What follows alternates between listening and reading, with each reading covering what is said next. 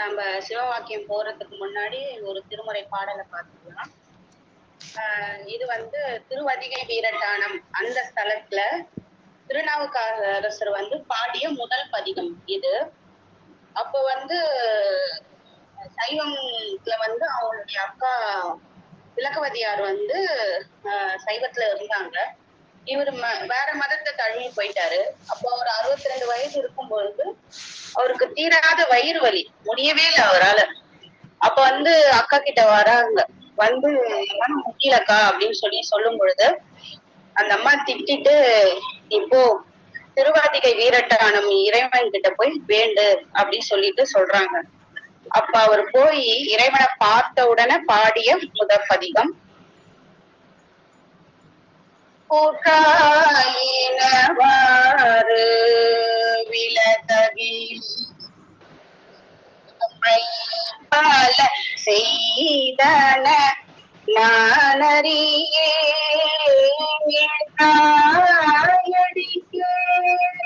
இரவும் பகலும் பிரியாது வணங்குவன் எப்பொழுதும்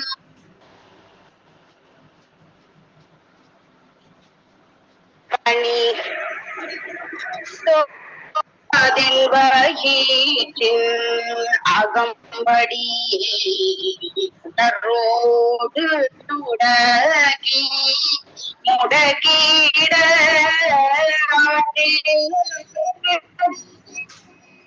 அதிகை வீரட்டான துறை அம்மானே. கடைசி பாடலையும் பார்த்துலாம்.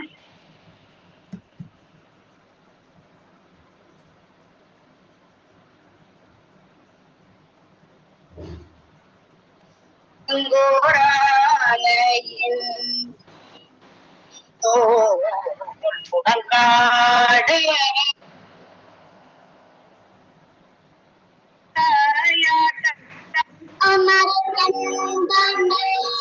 மால்வரை கீழடந்தீருள் செய்த அது கருதாய் புரண்டும் விழுந்தும் எழுந்தாய் என்பேனையா விலகிடாய் அதிகை வீரட்டான துறை அம்மானே. இது அற்புதமான பதிகம். இந்த பாடலை கேட்கிற அனைவருக்கும் அவரவர் வயிற்றுல என்னென்ன பிரச்சனைகள் இருக்கிறதோ அத்தனை பிரச்சனைகளுக்கும் தீர்வு அளிக்கக்கூடிய மிக அற்புதமான பாடல்.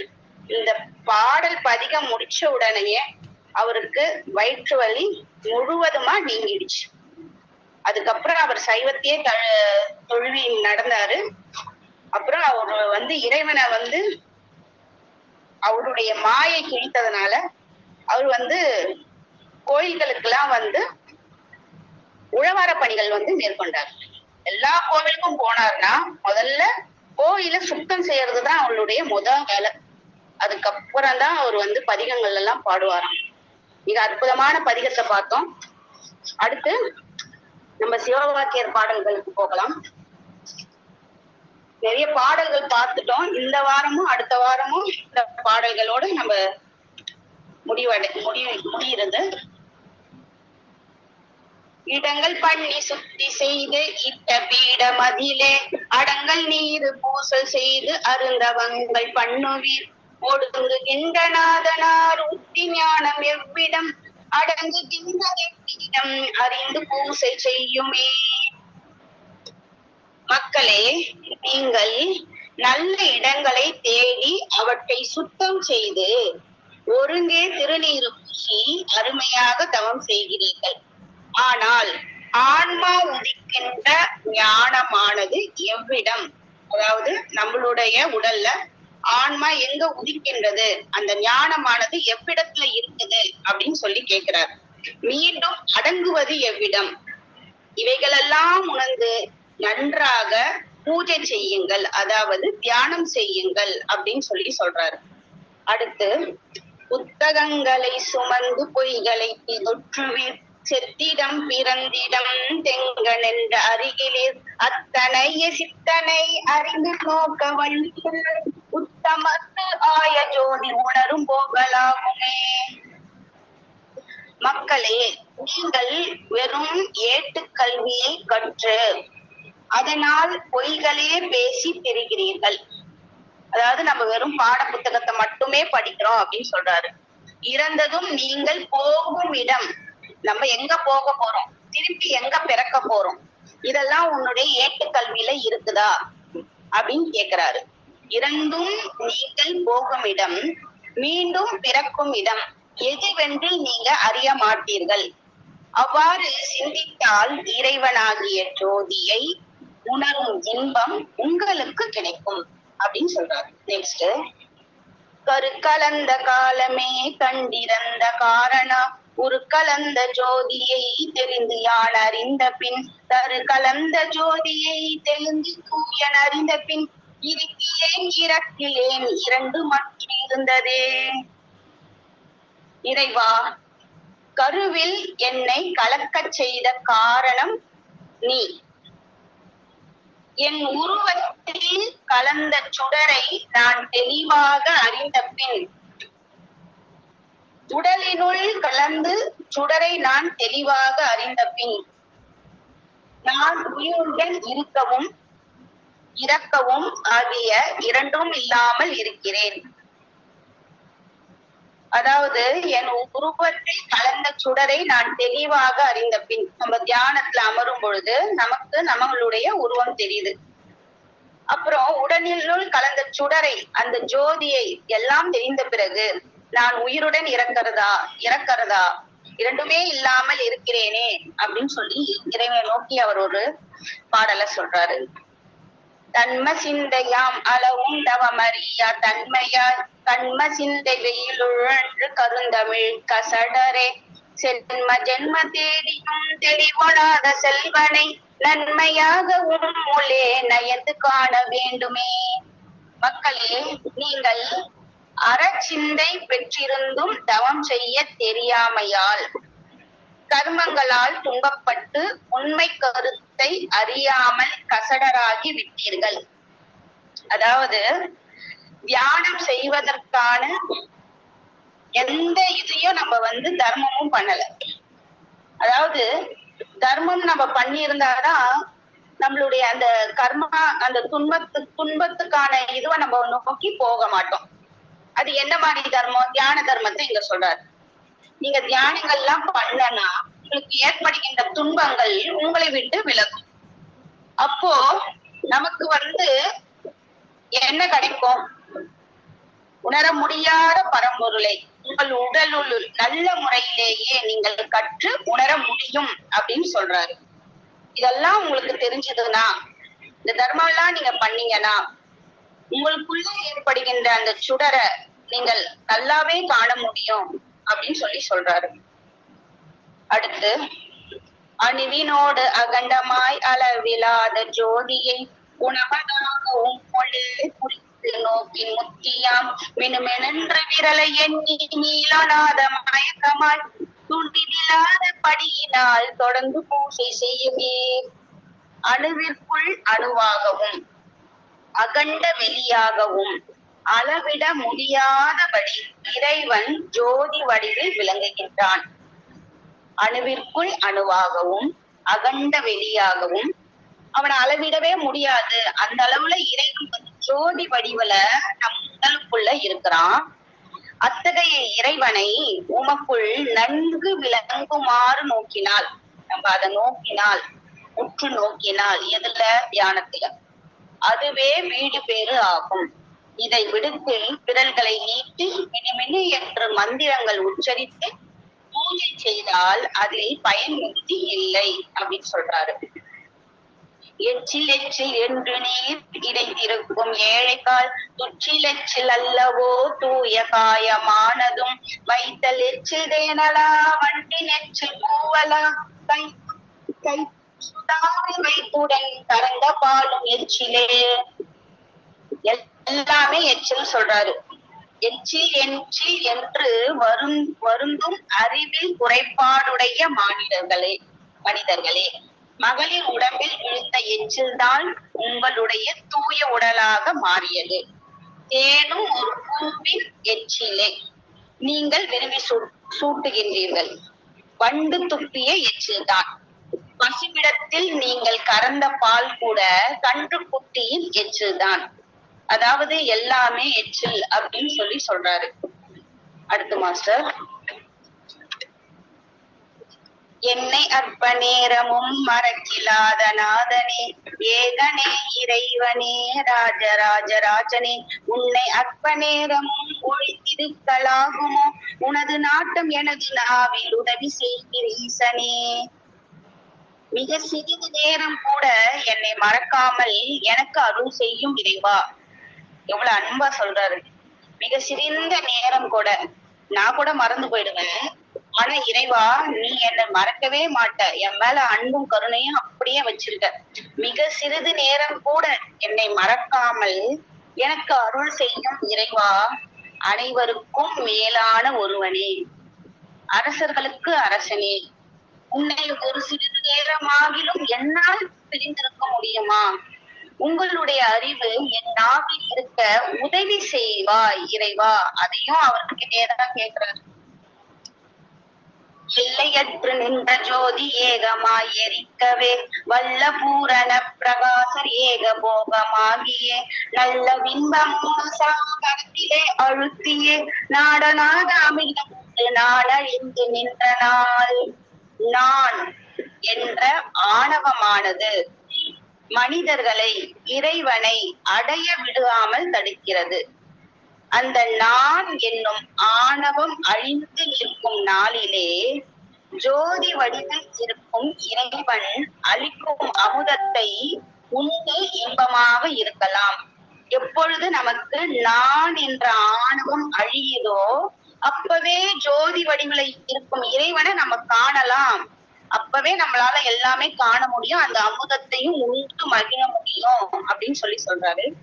அடுத்து, ஆணவாரதாயிடும் அகண்டமான ஜோதியை ஊனை காட்டி உங்களே உகான வள்ளிகிறே ஊனகாயமாலலாம் உலகமாலலாம் வானம் நாடு மாலலாம் வண்ண நாடரானையே. அப்படின்னா அகண்டமான வேதத்திற்கு சொல்லிய வண்ணமாக ஜோதிமயமான இறைவனை நீங்கள் உங்கள் உடம்பிலே காண வல்லமை உடையவரானால் ஊனமாகிய இவ்வுடலை எக்காலும் ஆளலாம். எப்போ உங்களுக்குள்ளேயே இறைவனை நீங்க காண்கிறீர்களோ, உங்களால அந்த ஜோதியை இறைவனை நீங்க பார்க்கிறீங்களோ, அப்பவே இவ்வுடலை எந்த காலமும் ஆளலாம் அப்படின்னு சொல்றாரு. உலகத்தையும் ஆளலாம், பின் உலகையும் ஆளலாம். இது பரமேஸ்வரன் மேல் ஆணையாகும் அப்படின்னு ரொம்ப அழுத்தமா சொல்றாங்க. அடுத்தது, எட்டிரண்டு கூடியே இலங்கிமான தேவனை மட்டதாக உம்முளே மதித்து நோக்க வள்ளிரேல் கட்டமான பிறவியின் கருங்கடல் கடக்கலாம் திட்டமான வெளியினோடு இசைந்திருப்பி காண்மினோ.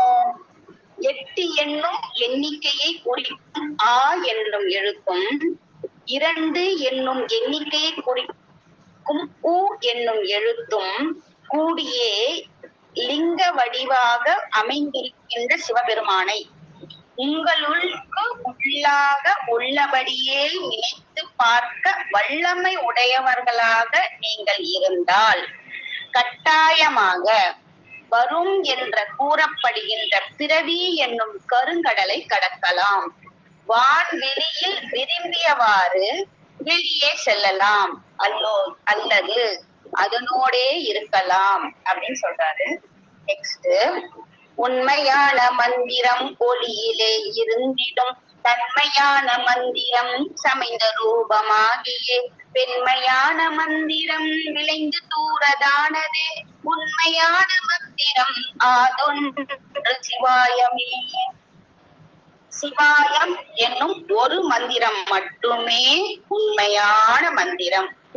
ஒளியில் இருக்கும் குளிர்ந்த மந்திரம், வெள்ளை வடிவம் கொண்ட மந்திரம், அதுவே நீராக இருக்கும் மந்திரம். அதாவது ஓம் நமச்சிவாய மந்திரத்துக்கான ஒரு பாடல். 12 நாளறுத்தி பஞ்ச வண்ணம் ஒத்திட மின்னையல் வெளிக்குள் நின்று வேறெடுத்து அமர்ந்ததும் சென்னியான தலத்திலே சீவனின்றி இயங்கினும் பன்னி ஒண்ணி ஆய்ந்தவர் பரபிரம்மமாவரே. 6 யோக ஆதாரங்களுள் ஒன்று அநாதகம். இது மார்பின் நடுப்பகுதியில் இருக்கிறது. இது 12 இதழ் தாமரை வடிவம் கொண்டது. இதில் நின்று 5 நிறமான 5 நிறம் உடைய சிவாய நம என்னும் திருவழுங்கெழுத்து மந்திரம் ஓதிட, அந்த இடத்துல அந்த அநாதக சக்கரத்துல நின்னு சிவாய நம என்னும் திருவைந்தெழுத்து மந்திரம் ஓதிட மின்னல் ஒன்று, மின்னல் போன்று ஒளி தோன்றி அங்கிருந்து ஒரு ஒளி வருமா, மின்னல் போல. அது எப்படி இருக்கும், நல்லா பளிச்சுன்னு வெள்ளை கலர்ல. அதிலிருந்து இறை சக்தி வெளிப்படும். அதே வேளையில் தலையின் மேல் சீவன் நின்று இயங்குவதை ஆராய்பவர் பரபிரம்மம் ஆவார்கள் அப்படின்னு சொல்றாரு.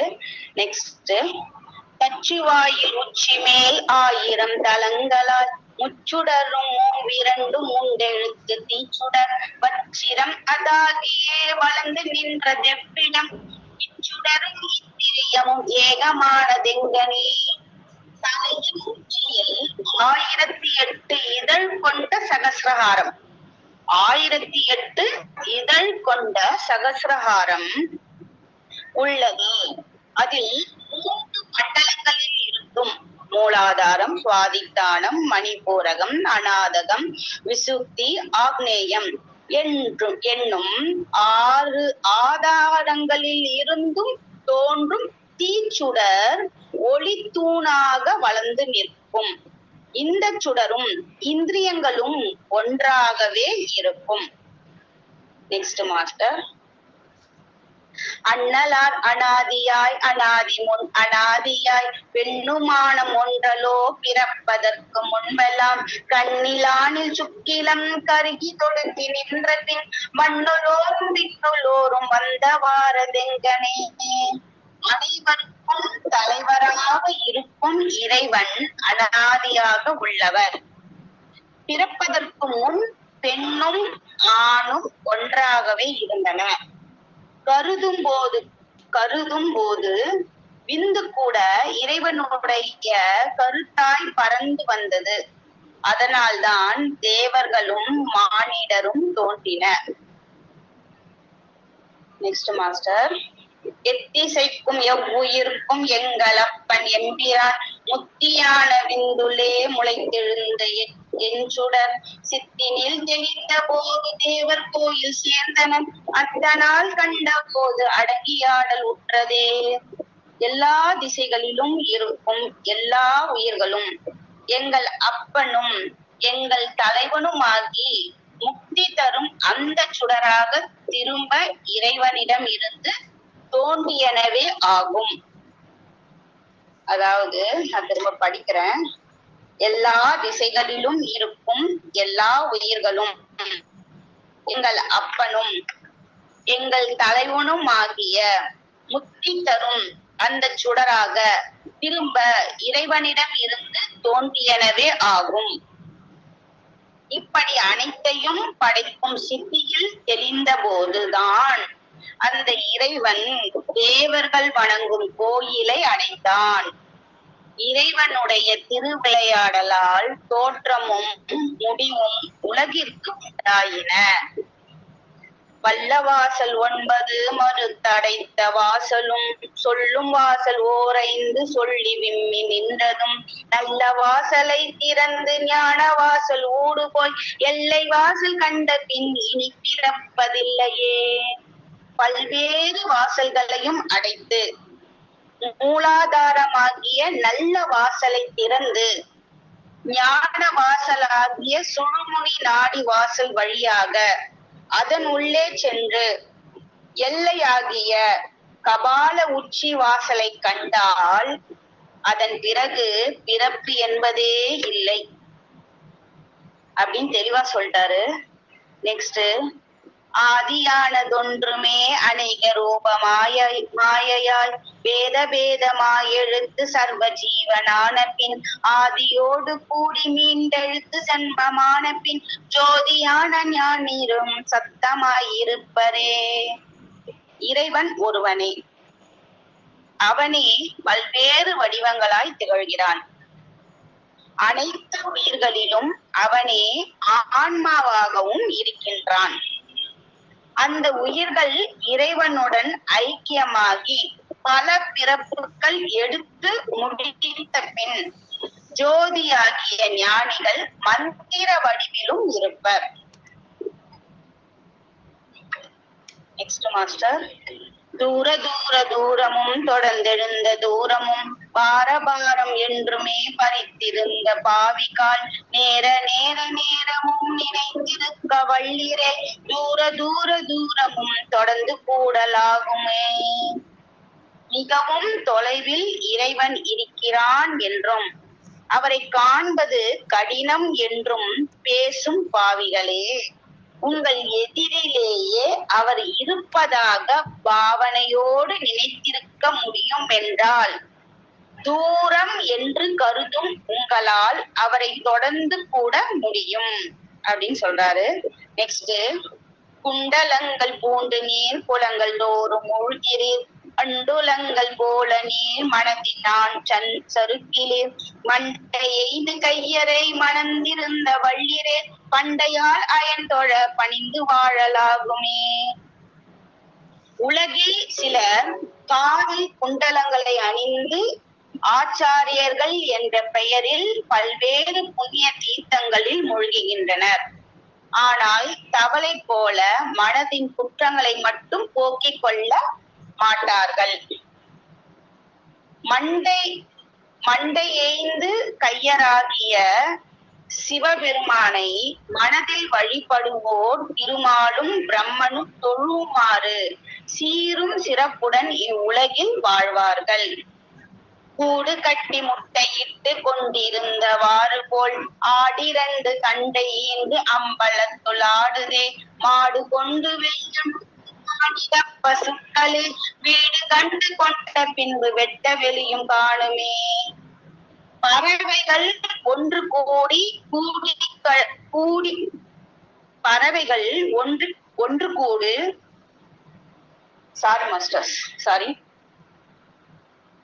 பறவைகள் ஒன்று கூடு கட்டி முட்டைகள் இட்டு இருப்பது போல் அம்பலத்தில் ஆடும் சிவபெருமான் விநாயகன் முருகன் என்ற 2 பிள்ளைகளை பெற்று மேலும் ஆடுகிறான். மாட்டை வளர்த்து வெண்ணெய் பெற்று உண்ணும் மனிதர்களே, சிவபேறு அடைந்த பின்பு இவையெல்லாம் வெட்ட வெளியிலிருந்து உண்டானவை என்று உணருங்கள். நெக்ஸ்ட் மாஸ்டர், உள்ளதோ புறம்பதோ உயிர் படங்கி நின்றிடும் மெல்ல வந்து கிட்ட நீர் வினவ வேண்டும் என்கிறீர். உள்ளதும் புறப்பதும் ஒத்த போது நாதமாம் கள்ளவாசலை திறந்து காண வேண்டும் ஆந்தரே. உணர்வு அடங்கி நிற்பது உடம்பின் உட்புறமா வெளிப்புறமா? இவற்றை மெல்ல வந்து வினவ வேண்டும் என்கிறீர்கள். இவை இரண்டுமே நாதம் வடிவம்தான். மூலாதார வாசலை திறந்து யோக பயிற்சியால் இதை அறியுங்கள். நம்ம தியானம் பண்ணா மட்டும்தான் இந்த உணர்வு எங்க இருக்கு அப்படின்றத நம்ம காண முடியும் அப்படின்னு சொல்றாரு. நட்டக்கல்லை தெய்வம் என்று நாள் புட்பும் சாத்தியே சுற்றி வந்து முடமனென்று சொல்லும் ஆந்திரம் மேதடா. நட்ட நல்லும் பேசுமோ நாதன் உள் இருக்கையில் சுட்டி சட்டி சத்துவம் கரிச்சுவை அறியுமோ. கோயிலில் இருக்கும் தெய்வ சிற்பங்களை கண்டு அவற்றை சுற்றி வந்து மொனமொன என்று வாயால் ஏதாவது ஒரு மந்திரம் கூறுவதால் பயனுண்டா? நிச்சயம் இல்லை. அவ்வாறு செய்வதால் நட்டக்கல் தன்னை நம்பி வழிபடுபவர்களிடம் பேசுமா? பேசாது. ஏனெனில் நாதன் புறத்தில் இல்லை, அகத்தில் இருக்கிறான். யோகத்தால் மட்டுமே அவனை உணர வேண்டும். இக்கருத்தை விளக்க சிவவாக்கியர் அழகான ஓமையை பயன்படுத்தி உள்ளார். நெய்யில் பொரிக்கப்பட்ட பொரியல் ஒரு சட்டியில் இருக்கிறது. அந்த பொரியலை அள்ள ஒரு கரண்டி தேவைப்படுகிறது. அவ்வாறு அந்த கரண்டி நெய் பொரியலை அள்ளும் போது அப்பொரியலின் சுவையை அந்த கரண்டி அறியுமா? அறியாது. யார் அந்த பொரியலை உணர்கிறார்களோ அவர்கள் மட்டுமே அதன் சுவையை அறிவர். அதை போல இறைவனை தம் உள்ளத்தில் அறிபவரே அவருடைய செயலை அறிவர். மற்றவரால் அஃது இயலாது. ஒன்றும் பேசாத ஜடமாக இருக்கும் கல்லை சுற்றி வணங்கி வருவதால் நம் பக்தியை அக்கல்லால் உணராது. அனைத்தும் கடந்த ஞானிகளுக்கு மட்டுமே இத்தகைய அகப்பூஜை முறை சொல்லப்பட்டது. எளிய மக்கள் உருவ வழிபாட்டால் தொடங்கிதான் படிப்படியாக முன்னேறி வர வேண்டும் அப்படின்னு சொல்றாரு மாஸ்டர். நம்ம நெக்ஸ்ட் பார்ட்ல இந்த இதுவை முடிச்சுட்டு ஒரு தொகுப்பு சொல்லிடலாம் மாஸ்டர். இதோட இந்த கிளாஸ் நிறைவு பண்ணிக்கலாம். Thank you masters.